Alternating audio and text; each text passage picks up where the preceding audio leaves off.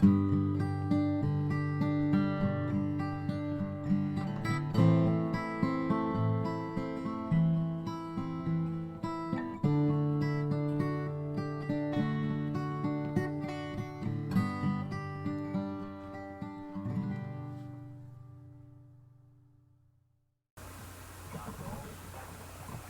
welcome back everybody. Hopefully we're going to wind this series up today, or end this series, maybe not necessarily today, but radio's playing in the background just to see if we can get it to fail. I always like to run my radio for hours upon hours upon hours after I get them going, so see if anything is not exactly right.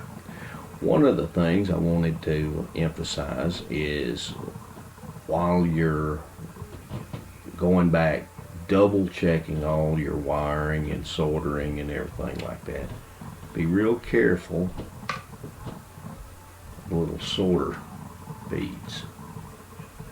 Don't know if you can see that, but I had an intermittent problem, and this little beauty was shorting out some of the capacitors in the audio section, so it would play good and then not play good. So that was one of the issues. So always double check that, because it'll happen. It did not happen when I was soldering. It was that particular part. It was when I was soldering or desoldering something else, and it dropped down into the cabinet or the chassis. I have glued some veneer onto the top. Still needs to be sanded and the holes cut out. So that's what we're going to do now. That's a piece of mahogany, so we're going to play with this a little bit with some sandpaper, and probably the best way to do it is to just put it straight down and maybe with an X-Acto knife cut these the grooves out, and that's probably what I'm going to do before I do any sanding. I've got the slots cut out in the top of this. Used an X-Acto knife very carefully. Now, one of the things you got to guard against is the grain of the wood is going this way. So when you start cutting it, it's going to splinter. And if the glue wasn't exactly the way it needed to be, it'll splinter out. So you got to be real careful. Can't get in a hurry. I've got a little splinter here. I believe I'm going to be able to put some glue under there, do a little clamping and dressing it up. I'm missing a small piece here in this area. Maybe some filler here, I don't know, we'll see. And but still got to do some sanding. Going to sand either with 220 or 180, then later on with some 600. We get down into the wood, but anyway, here's the thing that I get some comments about, and I appreciate all the comments. I appreciate all my subscribers, because otherwise there wouldn't be any need to do this. I'm just showing one way of doing it, and it just happens to be Larry's way. Is it the right way? You know, and there could be arguments about whether it's the right way or the wrong way. And it still comes back to one of the folks that I subscribe to. It's your radio, and whatever you want to do. Now, this is going to be new veneer on top, okay? If it looks like it came off the showroom tomorrow, what's it going to do with this radio? Do you want a radio that's 83 years old look like it came off the showroom? There are some people out there that would and will, and there's nothing wrong with that. There's absolutely nothing wrong with it. It's just a preference, and then again, this is my preference, and it happens to be my radio, and I'm gonna do it, and I'll either mess it up or make it look good. But the whole point is the hobby is to enjoy doing this and not get stressed out about it. So a little bit of soapbox there, not a big deal, but I don't want this. You know, if a kid come along 55 years ago and hit it with a gun, a toy gun, and made a dent in it, that's part of it. That's part of the life of this thing. So I want it to look nice. I want it to look clean. But I want it to look like an 83-year-old radio that's performing well. That is my goal, and that's where we're going with this. So that's all I'm going to say about that. But we're going to hit this. We've got to do a little more sanding with this with some either 220 or 180 grit sandpaper, and then later on maybe a little 600. But definitely got to address this. Got a little piece missing right here. Maybe a little filler here. Don't know. It's just, this is something, as you see it, you address it. Now you can over address it, you can under address it, and sometimes you just got to call it good and go on. So that's what I'm saying about that. But anyway, there it is. Let's go back and do some more gluing on the top here. Make sure we get all the loose veneer taken care of. And I use that mahogany veneer, by the way, and hopefully you can see the grain of it. I think it's going to be good looking grain. I don't know. So let's get on some glue. Okay, I've masked this off, and I am going to spray the bottom trim of this a deep red mahogany, which will make it dark. It's almost black. That'll highlight the base, and it'll cover up a lot of these blemishes also. And I've already stained the pattern on the inside of a golden oak, and then we'll go back with some perfect brown, I believe is the pattern we're going to work with today, and we'll see how that looks. Alright, I've put some stain. This right here is golden oak, and this right here is special walnut. It doesn't look like a big difference. You can see the difference if you're here, and it's just a little bit lighter. Okay, and of course this is the deep red mahogany on the bottom. I plan on coming back and doing inside here also the mahogany, and then on the outside I'm going to use the special brown lacquer. But if my audio and videos are a little bit different, I'm in the transition. I'm trying to make things a little easier as far as recording and to edit and publish. The process I've been using is not that good. They turn out okay, but there's some things to improve upon, and I'm in the process of doing that right now. And so y'all bear with me. If the audio's up one and down the other, it's all, I'm aware of it, and it's just part of the process. Hopefully I'm going to get it all in one sock and make everything sound better. But that's a quick peek at it. Now this is going to be extremely darker, I believe, than the rest of this. So, and that's what I'm wanting. So anyway, let's get to it while the humidity's still low. All right, here's the stains and the toners that's put on there. I wasn't able to do a whole lot with that. That's just going to be a character mark there. But if you'll see the top and the sides, that is a perfect brown with a touch of cherry on it. The front, this is the special walnut, and this is golden oak, and you cannot see that much of a difference. Now when I spray the lacquer on this, that may come back out, I don't know, but as you can see, the sides, this is toner only. There are no lacquer finish on there. This is toner lacquers, but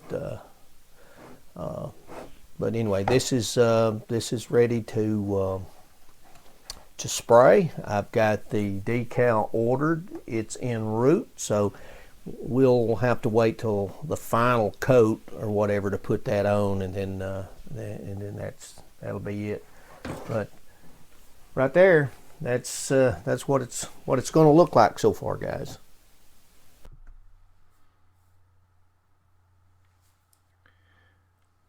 Okay, guys, got several pieces of new equipment, and I hope it's working out for me. We're going to work out, and I don't want this to sound like a soapbox or anything like this, but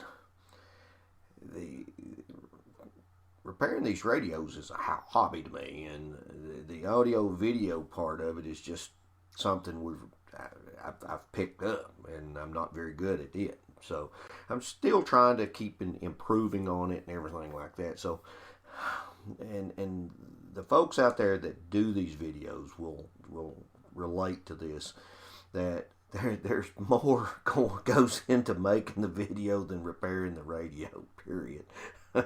Especially if you don't know how to do the videos, and that's in my case. But anyway, we'll get off of that and we'll go on. And here's the chassis after the shot with the lacquer. I waited till the very last couple of coats, and then I put the Philco decal on. And then, as you can see, the top, cut the holes, and the sides. Turned out fairly nice, I think, considering it's 80-something, 83 years old or so. But anyway, the other thing we had to address is the grill cloth. So I bought some online, and the camera may go wild on it, but this is the best I could do.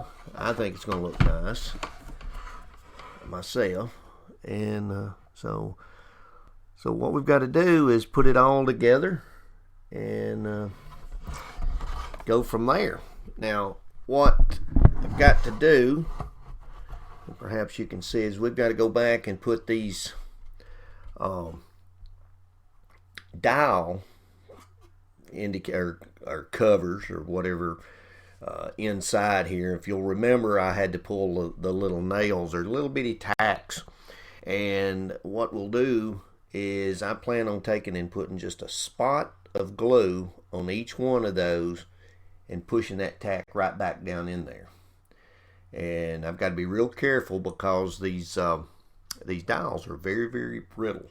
So I'm gonna lay me down something to keep from scarring up the front, and put those in, and just put a touch of glue and take something and tap it in there real small, not a sledgehammer or anything like that, but see if we can get those put back into place.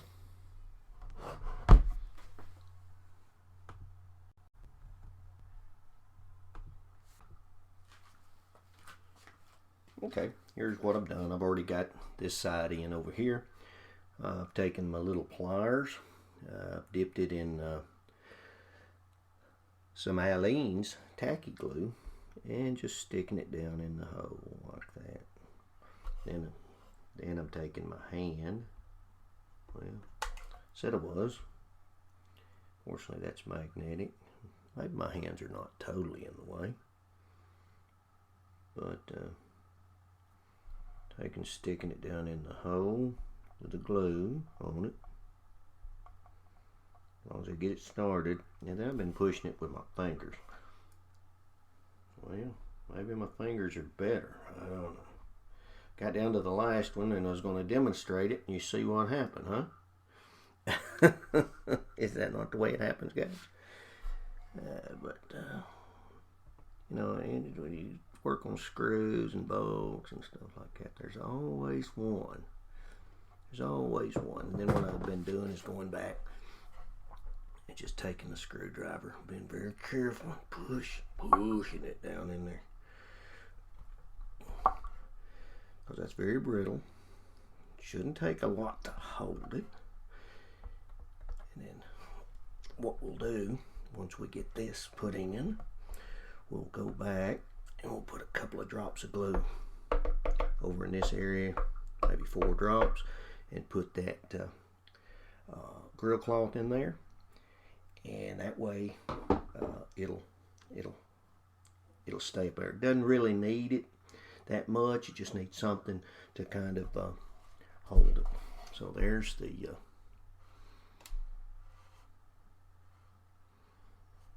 dials. Now, remember, this one had a little crack, but I believe the button is going to cover it up, so shouldn't be an issue. Put those 4 drops in there. We've got to make sure we get the grill cloth in correctly, which the tuning is on this side. Big thing is getting this this hole for the center of the volume controller. I don't want to smear it much.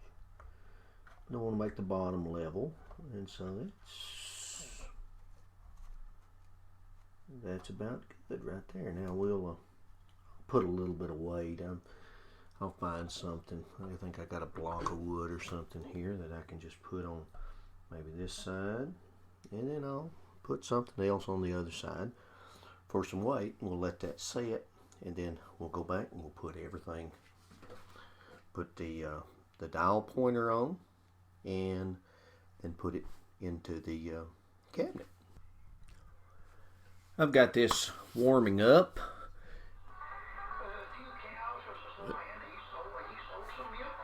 Got the local bluegrass station on.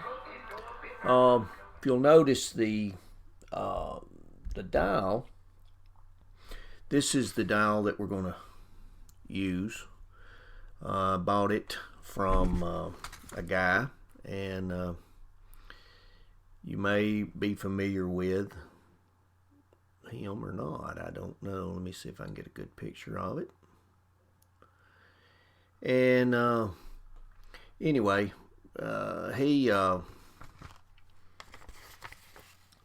he runs a company, Antique Audio. His name is Mark Opat, and he has always been good to me. He has always treated me fair, and he has found me things that I could not find otherwise. Knobs, pointers, things like that. He does have capacitors, and if you'll go to www.oldradioparts.net is his website, and I think he's coming up.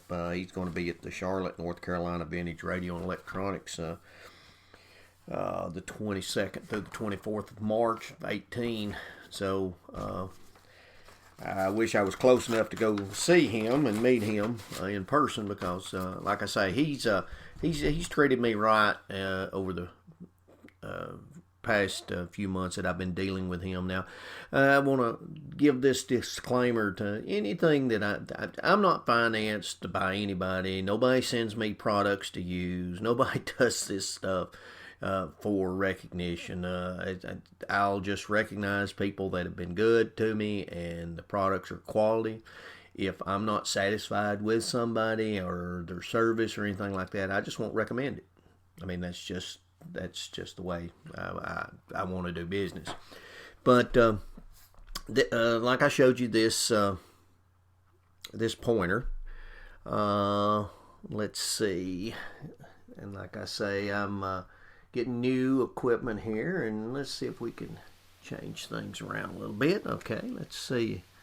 That's the pointer, some sort of fiber pointer. And let's see if let's go back to here. This one, I'm going to show you this. This was a homemade one also. This is not the original one. Okay, let me take it off. And then see, it's just a little knurl on that reduction drive. And let me show you how somebody did it. It's pretty neat if you look at it. All right, here we go. If you'll see, they've made the pointer, and it may have been the original. I doubt it though, because you can see where people's ground and filed, and it's not all that straight. Okay, but what they did is they put solder on here, and by putting solder, it gave a soft surface, and you can see where it had been pushed onto the knurls, and that held it in place. It molded to it. So this is the new fiber one that we're going to go back with. So I'm going to go ahead and set it all the way back. When I align this radio, I had this the one that had came on it like that, and so I pretty much did the alignment, and I held the dial up in front of it, so it's a rough estimate. So I'm going to put this new dial on, and then we're going to put it in the cabinet and see if the dial matches up pretty close. I've got the pointer on, and went ahead and fastened it in the cabinet simply because with it being unstable, the pointer wouldn't stay on the drive itself. So I've went ahead and fastened that in. When I went through the dial, the top end was okay, but the bottom end was a little low, so I just made the adjustment on that one trimmer cap in the back and brought it up to, and that's 580 right there. I don't know if you can see it, but that's a wide needle and that's a wide scale, so it's just going to be relative. It's not going to be a calibrated. You got to use your calibrated eye or something like that. So anyway, but that's around 580 normal, and then I always go up here and check. I think this is Athens, around 800. And then around 970 is the local station. Okay. Now here's something that I really got excited. I found today, and I'll probably start listening to it a little bit. But this is a WLOD right along in there. And that is licensed to Loudon, Tennessee, in Loudon, but it's in Knoxville, I believe. And it runs, it's daytime only, and it plays classic country. It'll go back and forth from bluegrass to classic country, and I've been listening to it a little bit. But I've been really surprised about how hot this receiver is, not temperature-wise. I mean, I can keep my coffee warm right there, but that's okay. But as you can just see how many stations this thing will pick up. I opened a restaurant because I love it. And this is daytime, and the conditions are not that great, you know. Today's special, living. But let me show you what I'm going to do on the back. My good buddy Josh Bowman, my partner in crime, he fabricated me a back to go with this, and it's not right now. still in progress. This is where the band switch will go through, and of course this is where the power cord and the fuse is going to be. And so got to go back over there and use some of his equipment, milling machine, and put a lot of ventilation holes. They're not big ventilation holes. I think the whole point was to eliminate the heat, but keep from little fingers getting in there and touching those resistors and some B plus over on this side. So we'll finish that up, paint this up, and put it on there, and then we'll show you the final product on there. But I've been really excited about this radio station there. Fire rescue. We exhausted last night all of our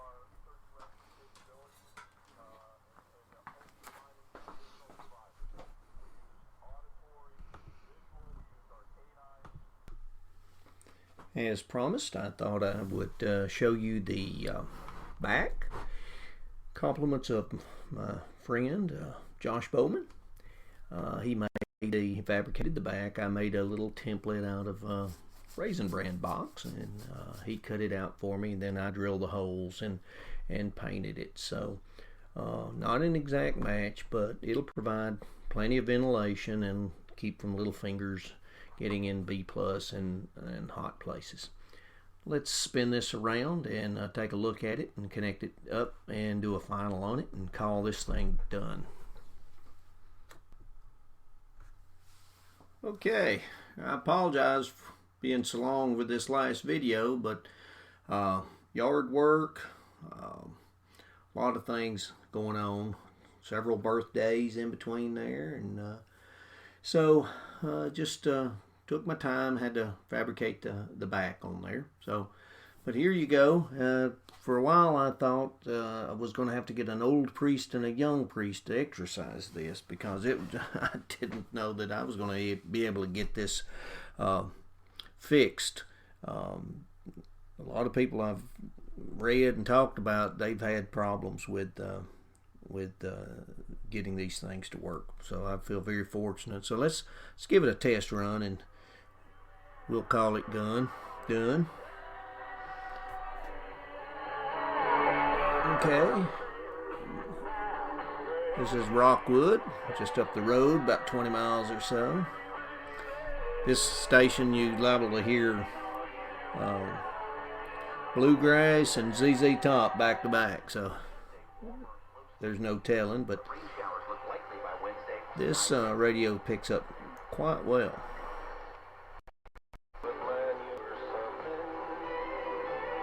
There's an oldies country bumpkin there. There's a gospel station.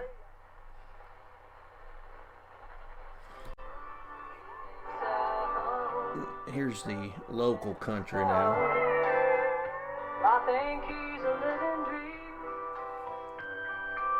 Had to turn it down. It's only about a couple of miles from here, so have turned up a little bit. Military TSP, but I've got two things bugging me. Okay.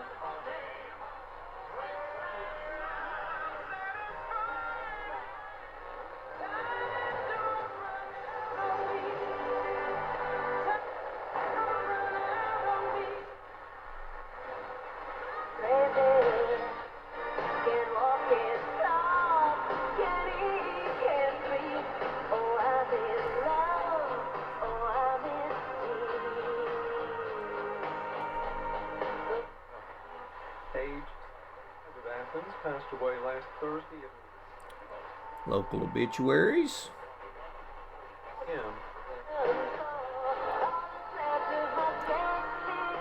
I appreciate everybody hanging in here with me on this one, and I've got another one coming up that I'll introduce next week or so. So, I'm Larry from the hills of Tennessee. Thanks for watching.